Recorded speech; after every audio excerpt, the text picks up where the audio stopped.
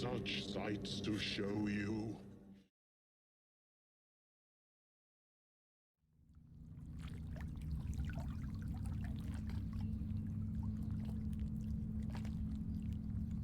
He glides silently between the trees, but is startled by a splash. Looking ahead and seeing an ongoing disturbance in the water, he silently maneuvered the boat closer to investigate.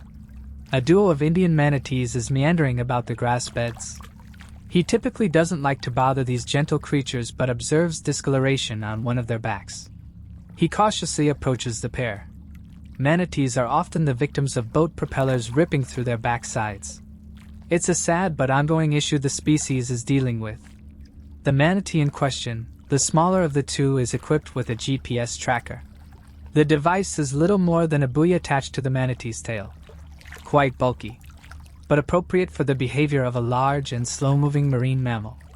Manatees are sometimes called sea cows, and their languid pace lends merit to the comparison. Esteban pulls upside the gentle giants.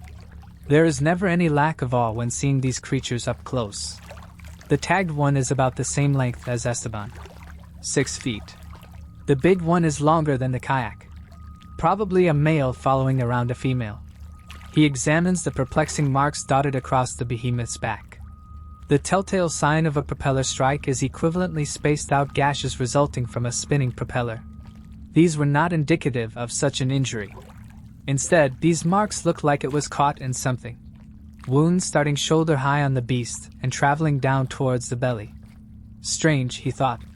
Maybe he got twisted up in one of those gator lines the poachers had set up in the area. The only other idea would be a bite from something. But gators and sharks don't go after manatees this big. Heck, they rarely go after the pups either. But these were fresh marks. So that didn't make sense either way. He takes photos and records his findings, jotting down the relevant info on the animals as well as the tag information. He has to be close by now, he thinks. A slight flow in the water tells him he's nearly there. These estuaries, being fed by underground springs, do as all rivers do and flow downhill until they reach a bigger river or an ocean. The water is beginning to clear up. Still no sight of the bottom, but the turbidity of the silted shallows is easing up. He checks his GPS, and there is his little arrow on the map, very close to where he thought he should be. However, not nearly as far into the adjacent bay as he hoped he would be by this point. It's only noon, and he should have 6 good hours of sunlight left. That leaves him with 2 hours to take samples, 3 hours to get back to his car, and an hour's leeway.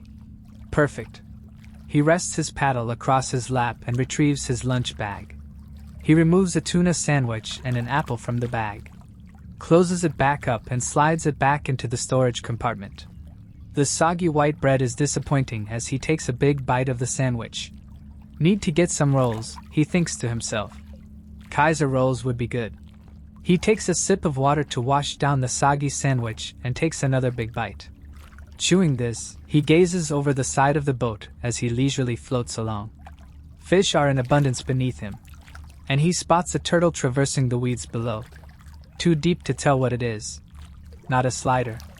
Probably a soft shell. He finishes the sandwich without turning his gaze away from the water. It's simply mesmerizing. This abundance of life. South close to an urban and metropolis area. Makes him appreciate the moment. He stuffs the Ziploc bag in his pocket and takes a bite of his apple. Gazing into the distance, he makes out the shape of another unnatural structure. A second lichen hook wrapped around a tree. He sticks the apple in his mouth and paddles over to the tree. Takes a bite, chews and swallows, and throws the apple into the storage bin. The equipment is clean. It looks almost new. Not like the last one he disarmed, which has some high mileage on it. He wonders if he can make use of any of the equipment he's salvaging today. Again, he grasps the line and begins to pull it up out of the water. This must be a different hunter trap, he thinks, as the line is a lot longer. Hand over hand he retrieves the wire from the water. He feels a tug and an immediate release of the line. Must have bumped a log. He approaches what feels like the end of the line to see it is directly under the kayak. He looks over the other side of the vessel to try and see the hook and bait. but only sees a shadow move across the bottom back towards the other side of the boat. Looking back towards the line in his hand, he is met with the image of a snout rushing up from the deep. Thud. Splash. Crash. The boat is thrown, jerking Esteban unexpectedly. The line is ripped from his hands and snags his paddle. He is struck across the face with the blade of his paddle as it sails behind him. Stunned. He is dazed from the impact, which has left a gash on the bridge of his nose. Breathe, Steve. Breathe. He regains his composure. He grabs for his paddle. But it isn't there. He casts his gaze across the water but sees nothing. He cranes his neck behind him to see the paddle, floating towards a low-hanging thicket in the water. He instinctually gets up to jump in and retrieve the implement. And freezes. Wait. What just happened? He looks back to the tree to see the cable he was fiddling with has snapped. There is a portion of frayed wire limply left behind which he can see through the clear surface of the water. He looks back at his paddle, which is drifting further away from his kayak. He turns his body around and starts frantically paddling the boat backward in the direction of his paddle. Thump. The boat hits something. He looks down into the water. There is nothing there. Keep it together, man. He looks around and cautiously starts paddling again. Bump. That was not a log. He grabs the sides of the boat to steady himself and peers into the water. A snout emerges from underneath the boat. Attached to a massive reptilian head. Bump.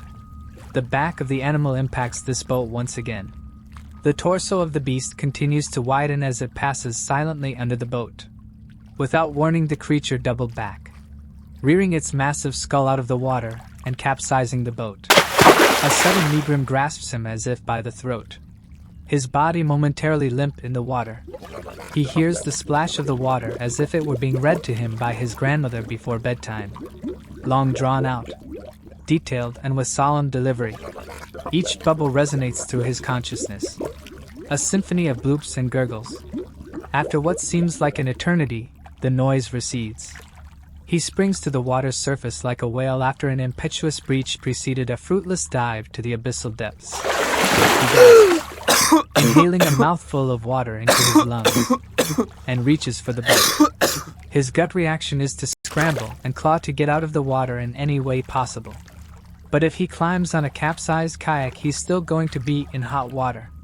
He grasps the side of the cockpit and heaves with all his might. The boat rotates, then returns to its inverted position. Again, he heaves and pushes the boat so it rotates away from him.